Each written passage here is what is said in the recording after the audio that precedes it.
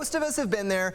You're working and you are totally stressed out. Well, that workplace stress can impact you mentally and physically, and it can affect the people around you. So we have some guests in the studio right now that can help us. Angie and Maggie are with Be Well KC. Ladies, what are the signs that you're stressed out? Well, first of all, it's very easy for us to recognize stress in others. So I'm sure you've come in here before and said, Michelle, you are stressed out.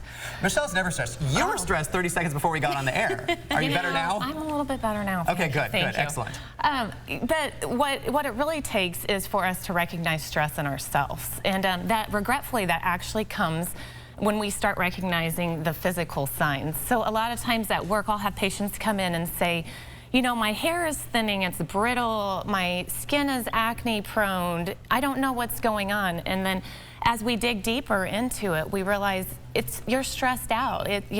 All of the things that happen when a stress response happens can cause that if that goes on long term.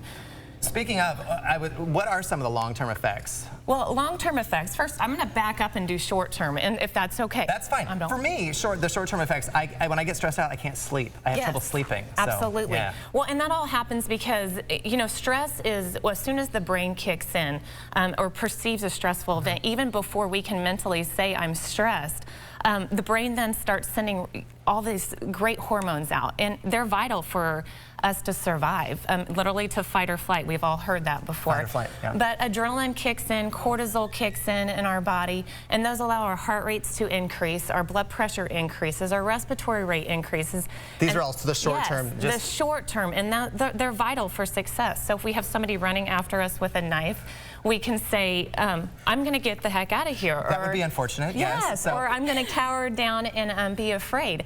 And so, yes, those are vital. But as we start seeing those processes go on long term, that's when we see the detrimental effects. So, as blood pressure remains high, as the heart rate remains high, as, the cortisol level in our body remains high, and our adrenaline, those all have long-term. Yeah. So, when we don't cope efficiently with the stress or actually take it head on, then that's when we start seeing those changes. Give me some tips that people can do to relieve stress, either in the workplace or just in their life. Yeah, well, and I love, about 70% of most of our days are spent at work. And most of us will say that stress, the number one cause of stress in our life is from our workplace. And so it's so essential to us to realize that. But, some tips, and they carry over to both ourselves at home and at work, but some tips include you got to take one thing at a time.